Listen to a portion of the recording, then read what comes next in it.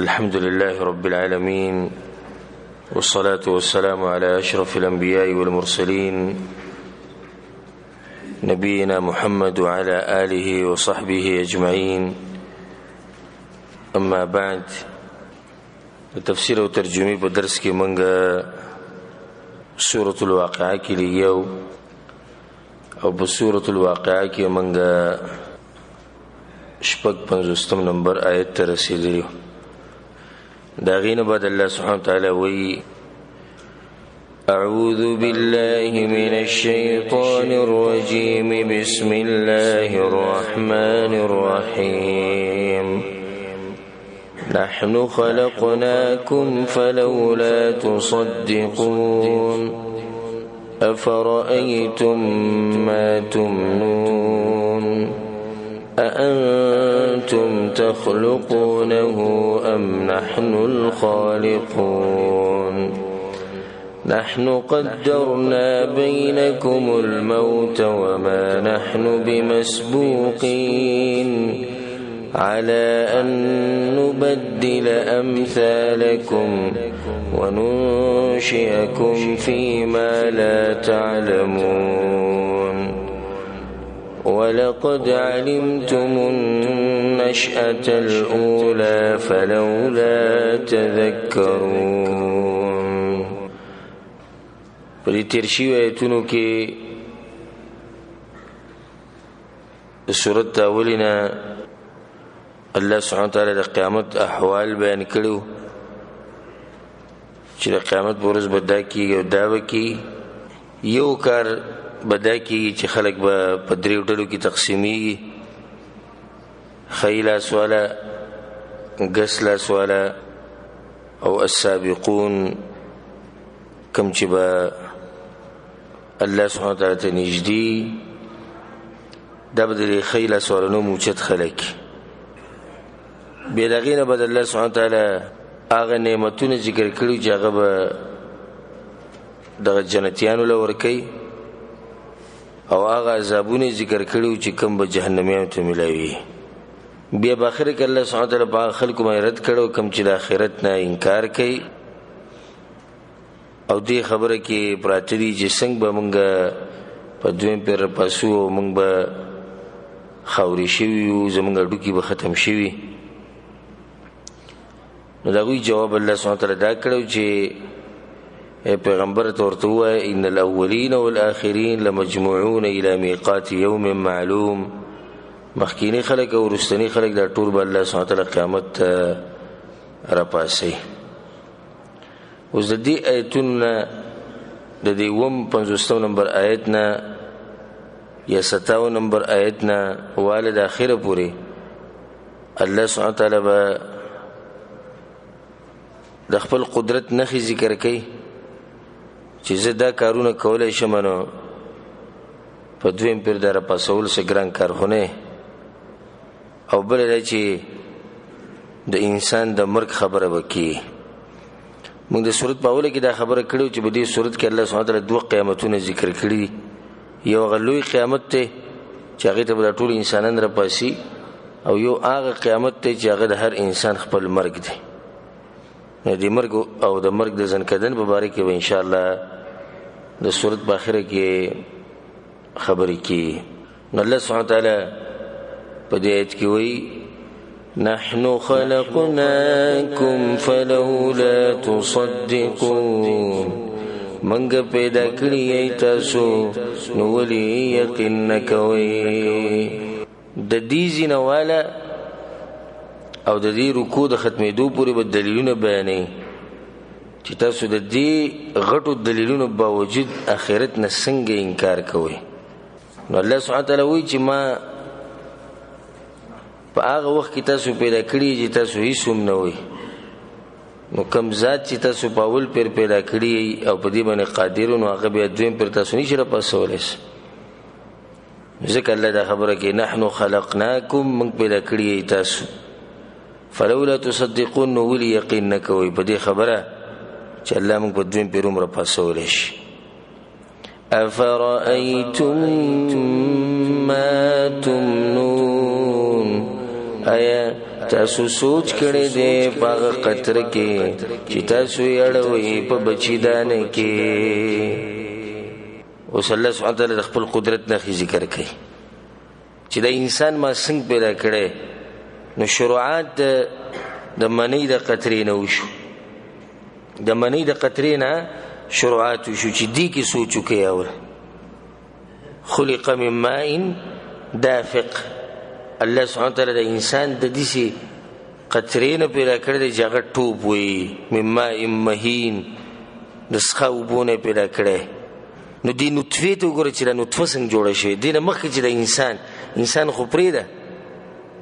دی نطفه کې الله وایي سوچ وکړئ چې دا نطفه د کوم ځای نه راغلې ده. ستا په دې جسم کې چې د منۍ دا قطره جوړي او د زنانه په جسم کې چې جوړېږي د کوم ځای نه راغلې ده. انسان چې د خپل طاقت جوړه کړې ده. بیا د هغې نه بعد د منۍ په دې قطره کې دنه دومره جراثیم پیدا کول چې د هغې نه ماشوم پیدا شي، دا بیا د چا کار دی؟ ډېر خلک داسې شتي چې هغوی په دې قادر دي چې کورواله وکړي،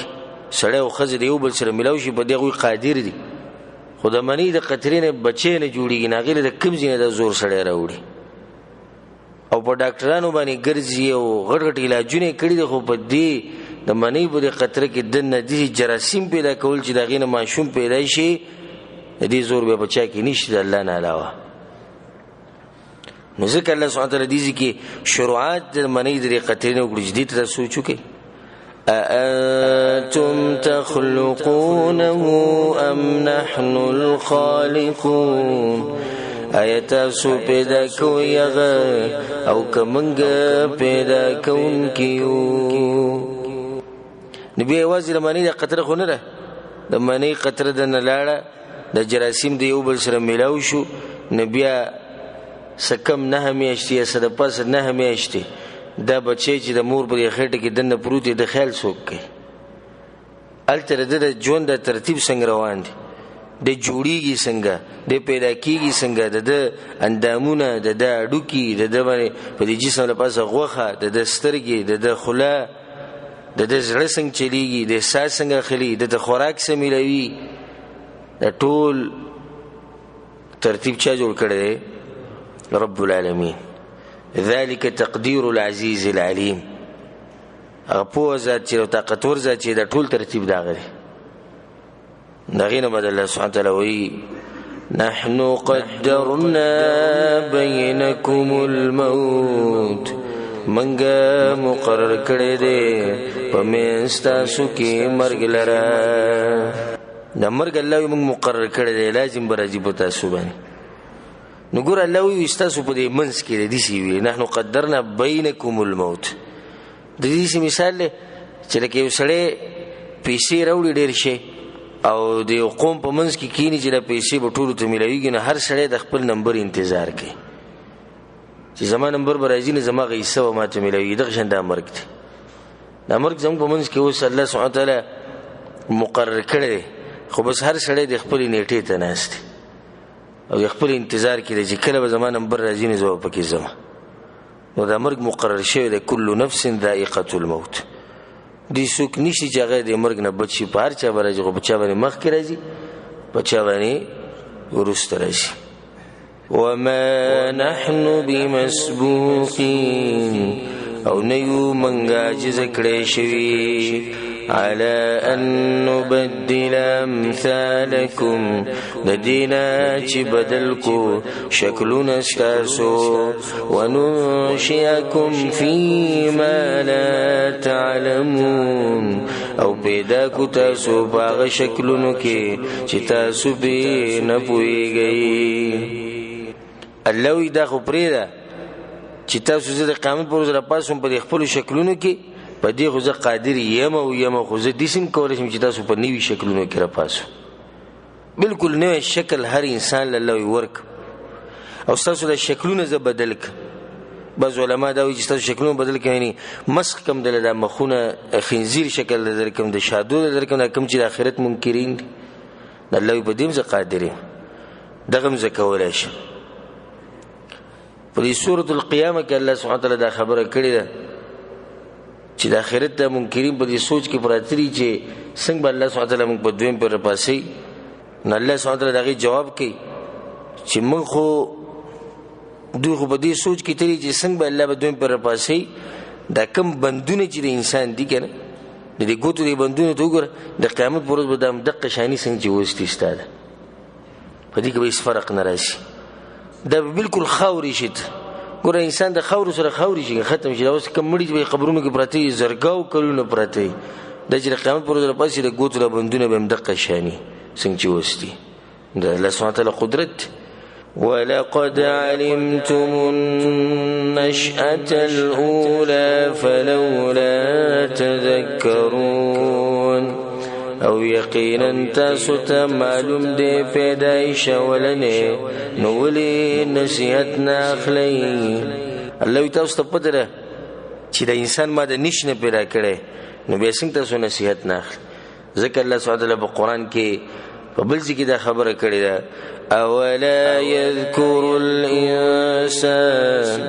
انا خلقناه من قبل ولم يك شيئا الله دې انسان دې خبره ته ولي سوچ نه کوي چې دې موږ پیدا کړی دی او د دې پیدایش نه مخکې د هیڅ هم الله بل ذکر وي اولم ير الانسان انا خلقناه من نطفه الله د انسان دې نه ګوري چې د منی د قطرې نه پیدا کړي مخکې سومنو فاذا هو خصيم مبين الله به جګړه کوي زمنګ سره په دې خبره کې جګړه کوي چې څنګه په دویم پر پاسیانه کې ما پیدا کړی الله د منی د قطرې نو رسول الله صلی الله علیه وسلم یو مشرک راغی اډو کې اوسره پلاس کې نه غاډو کې باندې زور کو زور اډو کې نه غاډو کې ټول وري چیت نو دا بیا الله بدوین پر پاسي نو الله خبره کوي قران کې الله سبحانه سورۃ یاسین په اخر کې الله دا خبره کوي وضرب لنا مثلا ونسي خلقا الله مثالونه بیانې زموږ د پاره دا اډو کې راوړل مثال بیانې ونسي خلق وزان تیر شوی قال من يحيي العظام وهي رميم الله یو د داوی د انسان د کوم چې مثالونه ذکر کوي چې څوک به د اډو کې به دویم پر پاسې او د اډو کې به ختم شي دا به ټول ریزه شي او دا به ټول ریجېدلی الله تعالی جواب ورک قل يحيي الذي أنشأها أول مرة تو چې ما رب به دویم پر پاسې کوم رب چې باول پیر پیدا کړي ګوره د الله سبحانه وتعالى لپاره خو ګران او مشکل آسان د الله سبحانه وتعالى لپاره نشته د انسانانو لپاره چې دا کار ګران دی او دا آسان دی او دا مشکل دی د انسانانو لپاره د الله په نسبت ګران آسان د نشي الله ته ټول کارونه یو شان دي ټول کارونه الله سبحانه وتعالى ته یو شان خو د انسانانو په سوچ او د انسانانو مطابق اول پر یو شی پیدا کول ګرانی په دویم پر به دغه شی پیدا کول صحیح هغه آسان نه چې اول پر د ټول دی مشرکین دا منل چې الله سبحانه وتعالى موږ اول پر پیدا کړی الله چې ما اول پر پیدا کړی نه به تاسو په دې سوچ کې چې دویم پر موږ نشي پیدا کول حالکه اول پر پیدا کول دویم پر پیدا کول نه د انسانانو اندازې مطابق هغه صحیح هغه آسان اگر کله الله سبحانه وتعالى لپاره آسان او ګران نشته هغه پر ټول کارونه هغه یو شان دي آسان دي په بل ځکه الله سبحانه وتعالى دا خبره کړې ده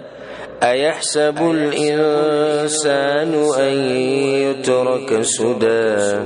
الله اي انسان په دې سوچ کې چې د بز پالتو پرې دم د قشان ما پیدا کو امور د خېټه نه وروته ځوان شو مزدوریانه وکي او شهوت په پوره کې يترك سدى الم يكن طفه من مني يمنى الله به یو وخت کې د انسانو د منی قطره د زموستو مبارک د خبرې کې یو وخت کې موت د منی د قطرې په شکل کې د مور په خېټه کې پراته الم یکو نطفه من منی یمنه ثم كان علقه فخلق فسوى فجعل منه الزوجين الذكر والانثى الله دا غینه به د ویني چمشو نو د غوخي چمشو نو انسان تی جوړ شو نو بیا به کې نر او مادم شو فجعل منه الزوجين الذكر والانثى نو باخره کې الله سمره خوږه خبره کوي الیس ذلک بقادر علی ان یحیی الموتى الله وی نو چې دومره عجیبه او ناشنا پیدایش ما کړې نو آیا زه په دې طاقت نه لرم چې په دویم پیر بیا را پیدا کړم او په دویم پیر بیا را ژوندې کړم دا غینه بد الله سبحانه وتعالی د خپل قدرت بل نه ذکر کوي افرأيتم ما تحرثون آیا سوچ کړه دې تاسو باغ سکی چې تاسو یې کوي أأنتم تزرعونه أم نحن الزارعون آیا تاسو زرغونوي دی لراو کمنګا زرغونون کیو بس الله سبحانه وتعالى دې کې سوچو کې نو دوا ذمہ داران یو ځای لګي په ځمکه کې کار کوي او د ځمکه به یو ځای می د دې ځمکه فصل مزدار او دغه مزدار نه د دې دغه فصل خیر دغه خنی دغه قیمتي دغه نه الله سبحانه وتعالى د تاسو په لاس کې ده انتم تزرعونه ام نحن الزارعون ولې الله سبحانه وتعالى د بوټي مثال ورکړي ولې د فصل ورکړي د ځمکم په یو وخت کې مړه نو چې کله دا واړې او په دې باران شي او دې ته وبور پرې دنه د سشي د ژوندې شي چې ژوندې شي د دې نه د فصل لوزي دغه شان د انسان بم د دې قبر نه بدوین پر راپاسي څنګه چې دا فصل د دې خاورونه او د دې ځمکې نه راووتو نو دې څه به د انسان هم د دې ځمکې نه بدوین پر راپاسي لو نشاء لجعلناه حطاما کچرته وغواړو منګه خامخاو بګرځو دا فصل زرا زرا فظلتم تفكرون نو بګرځي چې خفقان بکوي الله کوم غوړو دا فصل به ختم کو الله سبحانه وتعالى مهرباني چې یشړي له روغ فصل ورکی نور دا خدای الله طاقت کوي غواړي نو ختم به کې الله بیا خفقان کوي پالتو خبري وبیا کوي څه خبري وکوي ان لمغرمون یقینا منګ تاوانيان شو بل نحن محرومون بلکې منګ محروم شو افرأيتم الماء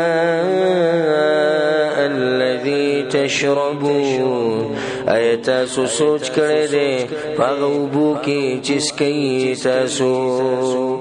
انتم انزلتموه من المزن ام نحن المنزلون ایا تاسو را لګنی دي دا د وریځونه او کمنګر لګون کیو الله دې وبو کې تاسو د سوچ کړئ کوم چې کې اسکی تاسو تازه وبا خوږی وبا یخ وبا انسان په مړیږي نه الله جدي کوم سوچ کړي تاسو د وریځ نه راکوزوي کومنګ راکوزو الله وي یوازې د دې وبو حساب کتاب کړه رب العالمین زمونږ سره وکړو کنه صرف د دې وبو حساب کتاب نو موږ به تباہ او برباد ځکه روایت کې دي سراجي رسول صلی الله علیه وسلم وی چې بنی اسرائیل کې یو سړیو او یا کاله غد الله سبحانه وتعالى دې بندگی کړي او یا کاله مسلسل بندگی غد الله سبحانه وتعالى کړي نو دغه سړی وی بنی اسرائیل کې دا سړیو د مسلسل د الله سبحانه وتعالى بندگی کړي د بکلونو نو بیا الله سبحانه وتعالى ملائکه ته وی چې دا سړی بوزي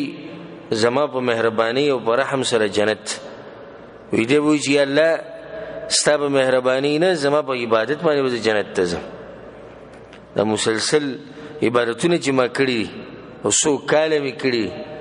الله سبحانه وتعالى وی چې دې حساب کړي به سره مونږ هم حساب وکړو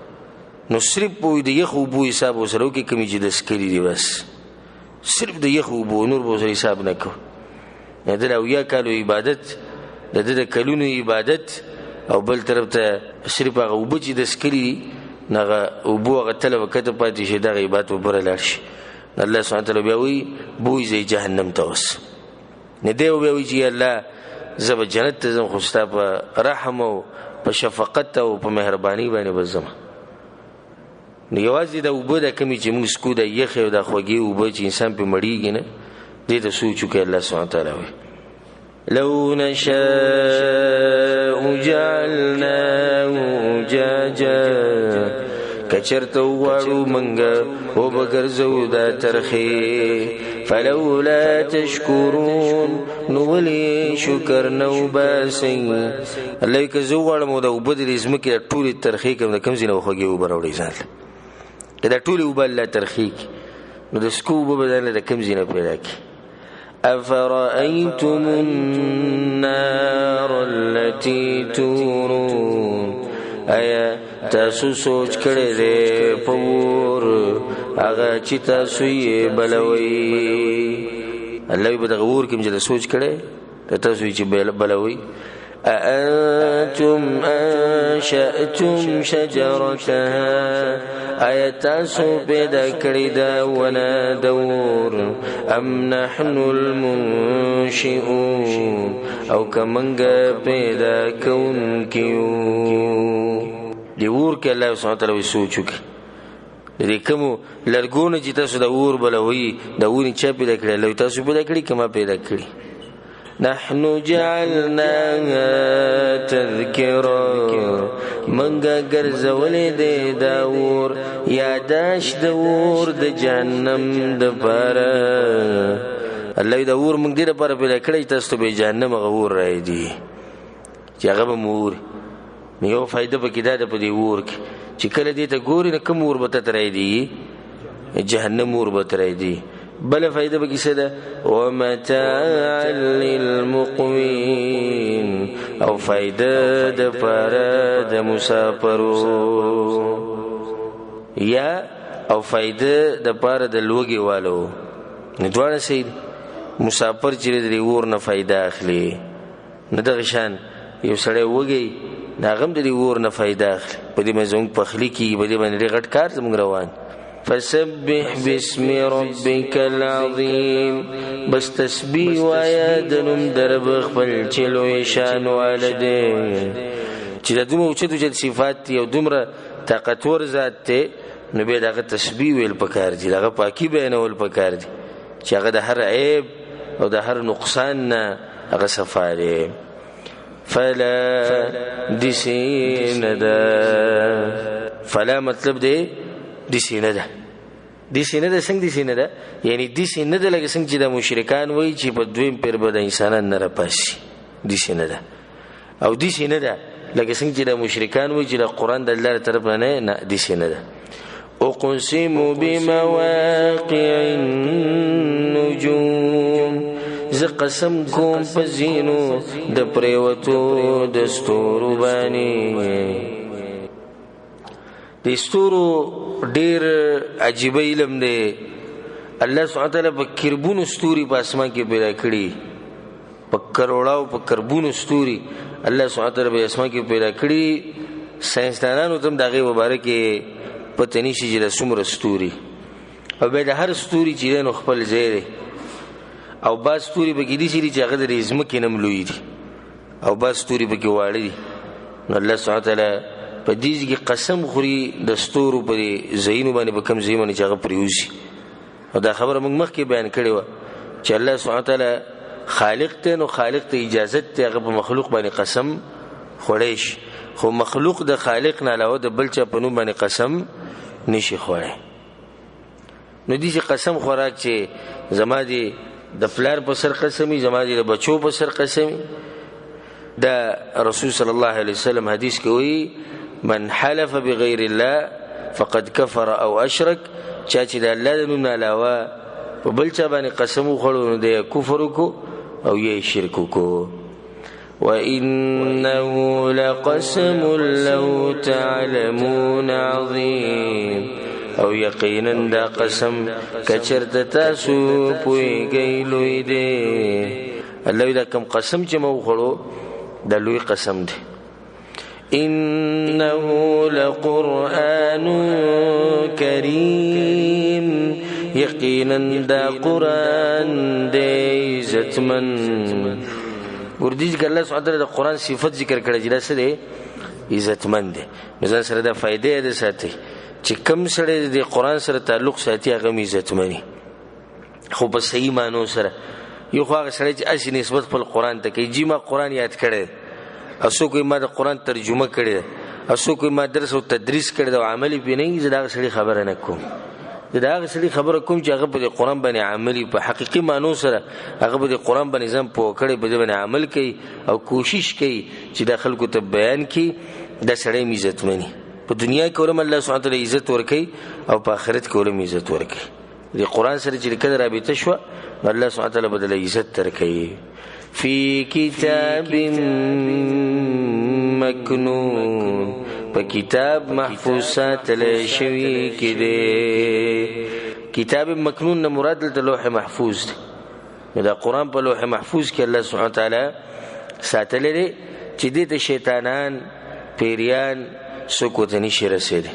لا یمسه الا المطهرون، لاس نه لګي د دې سره مگر پاک خلک. پاک خلق یعنی ملائک ته دې سره لاس لګي، په لوح محفوظ کې پروت دی کنه، نو دې له هر څوک لاس نشي وړي، لاس ولا څوک وړي؟ ملائک ولا لاس وړي. دا قرآن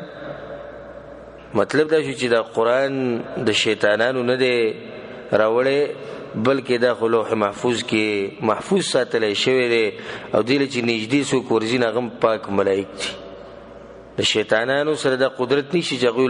لوح محفوظ خواته ورشي. نو دیزی که مراد لا یمسه الا المطهرون، لاس نه لګي د دې سره مگر پاک خلق، مطلب تی ملائک دي. او بعض مفسرین دلته دا فائدم ذکر کوي چې دې مطلب دام شو دی کې دا خبرم رااله چې یو سړی او دس ماتي هغه به قرآن له لاس نه وړي. او دا خبره په حدیث کې ثابت ده، په موطأ د امام مالک کې دا حدیث دی چې رسول صلی الله علیه وسلم وایي چې د قرآن له لاس نه وړي مگر پاک انسان چې او دس روغ. د فائدې لپاره د تفصیل سره یاد ساتئ چې د کم سړي او دس مات شي او په د باندې چاردام لازم شي، نو د قرآن له لاس نشي وړلی، خو د قرآن تلاوت ته کولی شي. او که په څه شي باندې د قرآن پاڼې اړې راړي نه دې کې څه حرج نشته، خو لاس به نه وړي. دویم قسم هغه انسان دی چې هغه د جنابت په حالات کې، که هغه ښځه او که هغه سړی دی، د جنابت په حالات کې قرآن ویل او لاس لګول د قرآن سره د دواړه مني. په دواړو حالاتو کې به د قرآن سره لاس نه لګي. او دریم حالات د زنانه دي چې هغه د حیض په بیماری کې، نو صحیح خبره ده چې د حیض په بیماری کې زنانه قرآن د لاس نه وړي، خو د قرآن تلاوت کولی شي، ذکر او اذکار کولی شي. اوس 2 ورځې 8 ورځې زنانه بیماری، 2 ورځې 8 ورځې به ته قرآن تلاوت بند کړي او په هغې باندې صحیح دلیل نشتی د رسول صلی الله علیه وسلم نه چې هغه د دې نه منع کړي، نو ولې منع کړي؟ بیا خاص کر هغه زنانه چې هغې ته قرآن یادي او هغه د قرآن مراجعه کوي، نو که ته ورته وایې چې 2 ورځې او 10 ورځې او 8 او 9 ورځې به د قرآن مراجعه نه کوي، قرآن ته هېري. یا هغه زنانه شوي چې هغه مثال کې سکول کې مدرسه کې استاذه ده او وړو ته قرآن پړاوي، وړو ته د الله سبحانه وتعالی کلام پړاوي، نو صحیح خبره دا ده چې کله په زنانه باندې دغه بیماری د میاشتې د بیماری پې د حیض ده، نو په دې کې به قرآن له لاس نه وړي. او که قرآن رالی نو لاس ته دستانې اچوي، یا په څه شي باندې په ډکي په قلم په مسواک باندې دی د قرآن د پاڼې اړې راړی، نور د قرآن تلاوت ته کولی شي. په دې باندې پوه شوې؟ تنزیل من رب العالمین، نازل شوی دی د طرف د رب العالمین. نو په دې کې الله سبحانه وتعالی دا خبره ثابته کړه چې دا قرآن نه رسول صلی الله علیه وسلم د ځان نه جوړ کړی، نه دا د پیریانو خبرې دي، نه دا د جادوګرانو خبرې دي، بلکې دا د الله سبحانه وتعالی کلام دی. د الله سبحانه وتعالی کلام دی، نو ځکه خو په ویلو باندې څوک نه مړېږي او نه ستړی کېږي. زه که چېرته دا د عامو انسانانو خبرې وې نو ما ورته به 100 پیرې ویلی وې، 5 پیرې 6 پیرې 10 پیرې، اخر به مې داسې ګزار کړی چې مړه بس نور ستړي دي کړو، دا یوه خبره به مخه شروع کړې. خو دا قرآن دی چې انسان څومره وایي د دې سره هغه مینه محبت او هغه شوق ښه ډېرېږي، ستړی کېږي به نه. دا دلیل دی به چې دا کلام د رب العالمین دی، دا کلام د رب العالمین دی. د وسه پورې الحمدلله چا چرته دیسی غلطی په قرآن کې نه راويسته چیرې په قرآن کې وګوره دا غلطی ده نشي راويسته په کې چې دا کلام د رب العالمین دی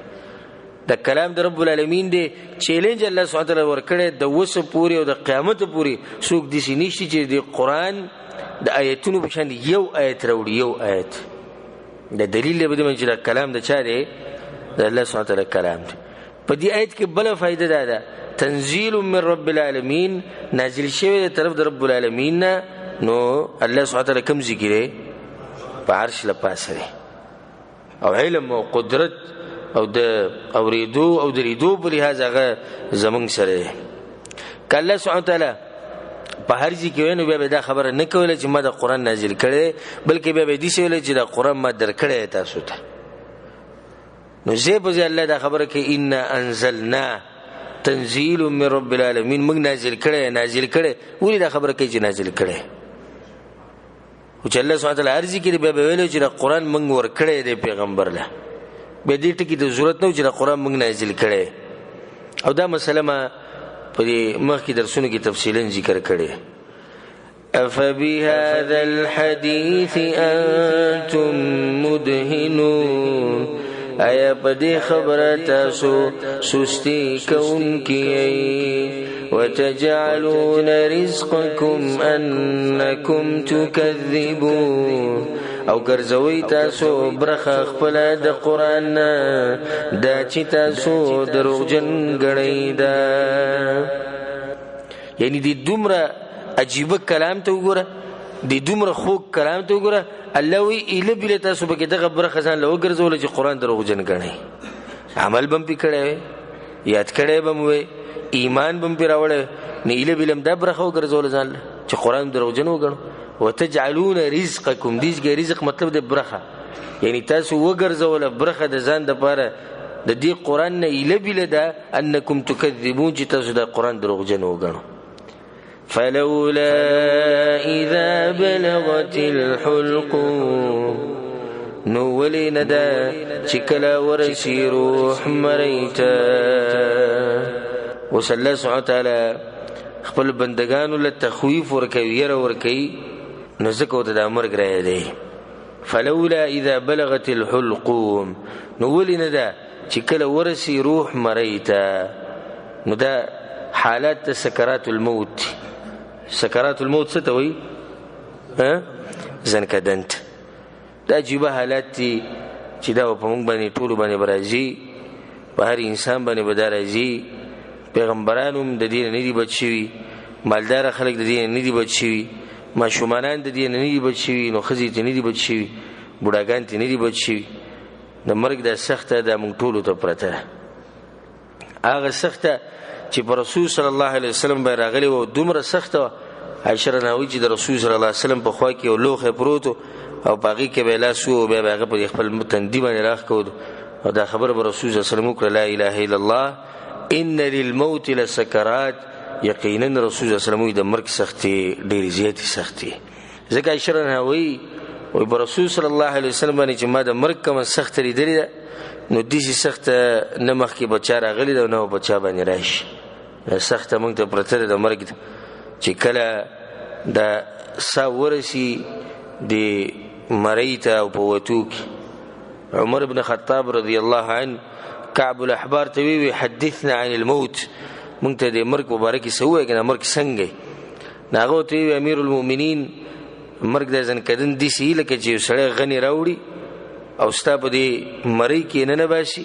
او به د غنی په زور راکاږي او د هرې غنی سره یو رګ راخ کو دی کی د هرې غنی سره یو رګ راخ کو دی کیږي د ځن کدن سخته ځن کدن سخته امام حسن بصری رحم الله به یو مریض په سیلړ کورته تپوسی کونو باغ باندې ځن کدنو چې کله کورته راغی فرجع الى اهله بغير اللون الذي خرج به من عندهم نو کور د چراغنو هغه رنگ او هغه شکل کې رانغه په کوم شکل کې چې د کور نه وته ډیرینه د رنگ بدل شي او د حالات بدل شي ناغو ته راځي ډوډۍ وخوره ناغو ته یا اهلا عليكم بطعامكم وشرابكم فوالله لقد أرأيت مسرعا لا أزال أعمل له حتى ألقاه. تاسو خپل ډوډۍ خورئ او خپل خوراکونه خورئ، په الله مې قسم ما ویننی یو سړی لیدلی په هغه باندې ځن کدنو، نو زه خو تیاری کوم د دغه ورځې دپاره دغه حالاتو دپاره، ځکه د ځن کدنو په موږ باندې هم راشي. عمرو بن العاص رضی الله عنه هغه به دا خبره ډېره کوله، یو سړی مړ کېږي دی د مرګ حالت څنګه نشي بیانولی او د ده عقلي، نو بیا چې کله مړ کېدو نو دې زوی ورته عبدالله رضی الله عنه هغه ورته ووایي پلاره تا به دا خبره ډېره زیاته کوله، نن ته ووایه چې دا مرګ څنګه. هغه وایي زوی زه ډېرې خبرې نشم کولی، خو مرګ داسې لکه د ځمکه او اسمان چې را بند شي او زه په دې منځ کې نښتی یم. د اسمان را ولیدو په دې ځمکه له پاسه او زه په دې منځ کې رالم او نور ډېر څه نشم ویلی، خو لکه یو سړی چې دغه جبل احد راوړي په مدینه کې دا غټ غر او زما په دې مرۍ باندې یې ایښودی، دا د مرګ سخته دا په موږ ټولو باندې راځي دا ورځ، نو دې ورځې لپاره تیاری پکار دی. الله سبحانه وتعالی هغه حالات را نقل کوي وأنتم حينئذ تنظرون، او تاسو په دغه وخت کې ګورئ چا ته ګورئ؟ دې مړي ته ګورئ. وأنتم حينئذ تنظرون، تاسو ټول راجمع شوي او هغه چا ته ګورئ په چا چې را ځن کدني. ونحن أقرب إليه منكم ولكن لا تبصرون، او منګه ډیر نږدې یو د تاسو نه مګر تاسو نه. ملائکه راغلي کنه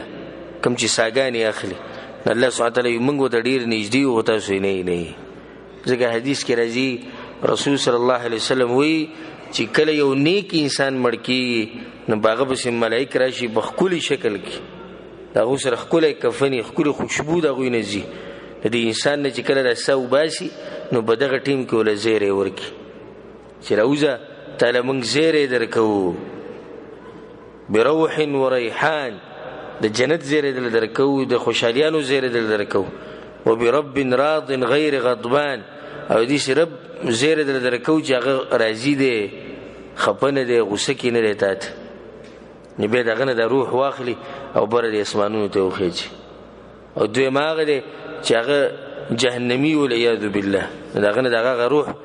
هغه روح یې پټېږي په دې بدن کې، نه ملایک ته به زور د روح راوباسي، د روح نه سخابین خیجي او په دغه ټیم کې وله زیری ورکړي د جهنم. نو بیا چې کله بر اسمانونو ته د روح ویسي نو ملایکو ته د اسمان دروازې نه کولوي، نو د هغه ځینې راغوزار کړي د ځمکې ته. نو دې ځکه الله سبحانه وتعالی دا خبره کوي، الله سبحانه وتعالی دا حالات په موږ باندې انسان کړي، او الله سبحانه وتعالی موږ له مرګ په هغه وخت کې راولي چې په کوم ټیم کې زموږ نه الله سبحانه وتعالی راځي، او الله سبحانه وتعالی د آخرنۍ خبره زموږ چې دی نو لا اله الا الله محمد رسول الله وګرځي. فلولا إن كنتم غير مدينين، نو ولی ندا کچرت تاسو نئی کمزوری، ترجعونها چی واپس راو گرزوی، ان کنتم صادقین چی واپس راو گرزوی دا روح کچرت تاسو رشتنی. الله وی کچرت کمزوری نئی او رشتنی نو بیا راو گرزوی دا روح زه. دا کم چې کم سړی چې تاسو ته مخامخ پروت په دغه ټیم کې ورته د مور پلاروم ناستي او دا ښځه ورته هم ناستي، د بچي ورته هم ناستي، او دا خوږ انسان یې د دې منځ نه ځي، خو چا کې دومره طاقت نه وي چې دا روح واپس راولي. خوار خوار دا مړی هر چا ته ګوري، دا کم چې مړ کېدو ولی، خو په چا کې دا طاقت نه وي چې دی ودرئ او د ملک الموت ته ووایي چې دنه به دا ساه نه اخلي. فأما إن كان من المقربين، بس کچرته د ډیرو نږدې خلقنا. د سورت په اول کې الله د خلق په څو فرقو کې تقسیم کړیو، په دریو کې ډیر نږدې اصحاب الیمین اصحاب الشمال. نو د مرګ په وخت کې بیا حالات د قشن، د د مرګ په وخت کې هم خلق په دریو فرقو کې تقسیمیږي، ډیر نږدې اصحاب الیمین او ګس لاس والا سلورم پکې بل نشتی. ته به ځان له سوچو کا چې ته وګوره په کم یو کې، یا په جنتیانو کې او یا ولیاذ بالله په جهنميانو کې. الله سبحانه وتعالی دې موږ ساتي. د مرګ د حالات الله سبحانه وتعالی په قران کې بل ذکر کړي په سورۃ القیامه کې، كلا إذا بلغت التراقي وقيل من راق. الله وکړي چې دا روح را ورسېده مریض، وقيل من راق، او د هر طرف نه د چیغه ولکیږي وي څوک راولي چې دم پې واچي، ډاکټر راولي، پلانې راولي. وظن أنه الفراق. الله یو دغه انسان ته په خپل پته چې د تلو ولا وخت دا خو او شاوله کوشش کوي چې د څوک ډاکټر راولي یا څوک به راولي دم په واچي کړي، خو هغه ته په خپل پته چې دا وخت سره د تلو وخت. والتفت الساق بالساق. او لوی پندې د پندې سره ولګي، پندې چې د پندې سره ولګي بیا خبره ختم شو. پندې د پندې سره لګېدو مطلب څه دی؟ یعنی په دې انسان باندې ځن کدن په وخت کې دومره سختي چې د یو پندې په بل کې سینه نوښتي سمدن. تاسو وګورئ کله تاسو مړ ولي ګنده د پندې به یو بل سره جوختي کړي، یا به بالکل جوختي کړي، یا به یو بل لپاسه کړي. د ډېر تکلیف د لاس، د ډېر سختي د لاس. والتفت الساق بالساق. او یې مطلب دا دی والتفت الساق بالساق، ملاو بشي پندې د کفن د پندې د انسان سره. نو یې کفنوم پندې شتي کنه په کمزې کې چې خلک دي سلامات کی او به راوړي په خپو باندې د پندې د سشي پندې ده، د کفن پندې ده. نو ملاو شي پندې د کفن د پندې د انسان سره. والتفت الساق بالساق کیږي بس الى ربك يومئذ المساق. الله دغه ورځ چې دا ډېره سخته ورځ ده. ولې؟ ځکه چې په دغه ورځ به ملاقات کېږي د انسان د خپل رب سره. نو دغه ورځ موږ ته هم پرته ده، په موږ باندې هم دغه وخت راځي چې موږ به ملاقات له بوځي د الله سبحانه وتعالی سره، چې الله سبحانه وتعالی موږ نه تپوس وکړي چې موږ څه کړي. نو دې ذکر الله وایي فاما ان كان من المقربين، کچرته یې د ډېر نږدې خلکو نه، فروح وريحان، نو د دپاره راحت ده او خوږ رزق دی. فروح وريحان، روح د دپاره راحت، ریحان خوږ رزق، خوشبو ولا رزق وي.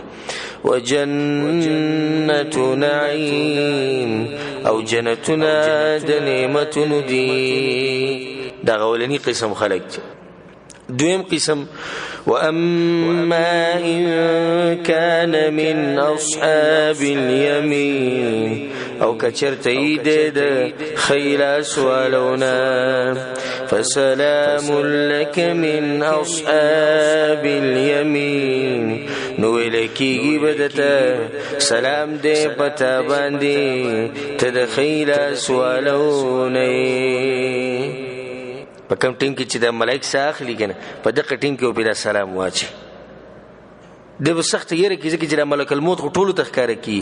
نه دی چې کله د ملک الموت ویني د سخت یره کې، نو په دغه ټیم کې وته ویل شي سلام دی پتا باندې یریګم ته خیلا سوالو کې الله سبحانه وتعالی ته راضي دی. ذکر الله سبحانه وتعالی په قران کې سوی ان الذين قالوا ربنا الله ثم استقاموا، الله کوم خلکو چې دا ویلي دي چې زمونږ رب الله دی او بیا په غیبانی ټول ژوند تیر کړي په دې خبرې پرانا کې، د دې خبرې په سوري کې ټول ژوند تیر کړي، یعنی په دین عمل کړي. تتنزل عليهم الملائکه الا تخافوا ولا تحزنوا، الله ورا کوزیږي په دوی باندې ملائک. په کوم ټیم کې د ملائک را کوزي؟ ها ځن کدن په وخت کې تتنزل عليهم الملائكة ألا تخافوا ولا تحزنوا غم کوي یریږئ مه وأبشروا بالجنة التي كنتم توعدون او زیره بول ورکړي الله وي د هغه جنت د کوم جنت چې د سره لوزونه کېدو هغه زیره بول په دغه ټیم کې ورکړی کی بیا به تسوي نحن أولياؤكم في الحياة الدنيا وفي الآخرة منګ مرګري استاسو په دنیا کې هم او په آخرت کې هم ولكم فيها ما تشتهي أنفسكم ولكم فيها ما تدعون په جنت کې بستاسو لپاره هر هغه شی چې تاسو غواړئ د ټول زیری بول په کم ټیم کې ورکړي دا بوله د ځن قدم په وخت کې ورکړي بیا الله باغزی کې عجیب خبره کوي سوی نزلا من غفور رحیم الله ملمستیا به کوي سوق به کوي مهربان بچو په جنتونو کې دغه ملمستیا کوي نو فسلام لك من اصحاب اليمين دوی ته ویل کیږي چې سلام دی پتا باندې ته خود خیل سوالونه دریم قسم خلق وأما إن كان من المكذبين الضالين او کچرته دا دروغجن ګڼونکو ګمراهانونه فنزل من حمیم نو در پاره میلمستیا د ګرمو بو وتصلیه جهنم او داخل ولدی ګرم ورته جهنم صفات اوصاف د باز موږ په تیر شوی درس کې بیان کړو ان هذا لهو حق اليقين یقینا دا خامخا پورا یقینی خبری دی الله دا کوم خبرې چې تاسو واوري دا ټول یقیني خبرې د وراتلونکي خبرې څومره خوږی خبرې د الله سبحانه وتعالى یعنی دا اوسه پوری تجری قران ته ناشي نو الله ته توجه ګره دا کوم خبرې چې دی واوري دی ګره د یقیني خبرې د دې لپاره کوشش وکړ عمل وکړ یقینی خبرې مطلب دا چې د ځن کدن په پتا باندې راځي یقینی خبرې مطلب دا چې تم په دې دریو ډلو کې په یو ډله کې به یا خو په ډېر نږدې کې یا په خیلا سوالو کې او یا به الیاذ بالله په ګسلا سوالو کې به دا خبرې یقینی خبرې نو موږ ټول په کار چې مهنت وکړو کوشش وکړو او دا غورځي د لپاره تیاری وکړو به کوم ورځ چې یوم لا ينفع مال ولا بنون نه به زامن په کار راځي او نه به مال په کار راځي که په کار راځي نو صرف الا من اتى الله بقلب سلیم چې څوک د الله سره ملاقات وکړي په دې حال کې چې د زړه برابرۍ په دین باندې عمل کړي الله سبحانه وتعالی راضي کړي صرف د قیو سره به کامیاب نور کله چې سره مال له کله چې سره خاندان دی کله چې سره نسب دی او کله چې سره بچی دی د هیڅ فائدہ نه ورکړي چې څو پوری د الله سبحانه وتعالی په دین کې نه استعمال کړي نو ځکه الله دې کوي وي دا کومي خبرې چې تاسو واورئ دا خه پوره یقیني خبرې فسبح باسم ربك العظیم نو پاکی وایا د نوم دربستا چې لوی شان والده دا پاکی ویل د الله سبحانه وتعالی د یو غټ عبادت او په دې باندې الله سبحانه وتعالی غټ اجر ورکړي په حدیث کې راځي امام ترمذی امام نسائی رحمهم الله راوړل رسول صلی الله علیه وسلم وی من قال سبحان الله العظیم وبحمده چا چې دا ذکر وي سبحان الله العظیم وبحمده غرست له نخله فی الجنه نو یو ونه به الله سبحانه وتعالی په جنت کې ورکړي چې یو پیری وي نو چې وسره دا ذکر بار بار وي آسان ذکر دی سبحان الله العظیم وبحمده بس سبحان الله العظیم وبحمده یو ونه ته په جنت کې ملایي په صحیح بخاری کې د حدیث رسول صلی الله علیه وسلم وی کلمتان خفیفتان علی اللسان وی دوه ټکی دي ډېر سپکتي په جواب باندې یعنی په ویلو کې څه دي آسان دي خفیفتان ثقيلتان فی الميزان د قیامت پر ورځ په تل کې ډېر درنی دا ټکی او دا ذکر ډیر دروند دی په تله کې حبیبتان الی الرحمن او دا دوه ټکي د الله سبحانه وتعالی ډیر زیات خوښ دي سبحان الله وبحمده سبحان الله العظیم دا ذکر ډیر وای سبحان الله وبحمده سبحان الله العظیم سبحان الله العظیم وبحمده الله سبحانه وتعالی خو یو دا ذکر ډیر خوښ دی بل ځای په ځای موږ ته امر کړی دغه په خبره باندې عمل لاشي بل د چې دی د الله په جنت کې ته ونی ملاویږي دې سره چې زموږ د درس اختتام ته ورسېدو الله سبحانه وتعالی دې موږ له توفیق راکړي قرآن او حدیث باندې عمل کولو او الله سبحانه وتعالی دې موږ ته د مرګ غ سختي اساني کړي الله سبحانه وتعالی زموږ اخره خاتمه په ایمان سره کړي او کوم مسلمانان چې مړ شوي دي الله سبحانه وتعالی دې هغوی وبخي الله دې هغوی قبرونه رڼا کړي خصوصا د چا مور پلار چې مړ دي الله سبحانه وتعالی په هغوی باندې رحم وکړي او کوم چې پکې ژوند دي الله سبحانه وتعالی د هغوی په ژوند کې برکت واچوي وبالله التوفيق وصلى الله على نبينا محمد وعلى آله وصحبه أجمعين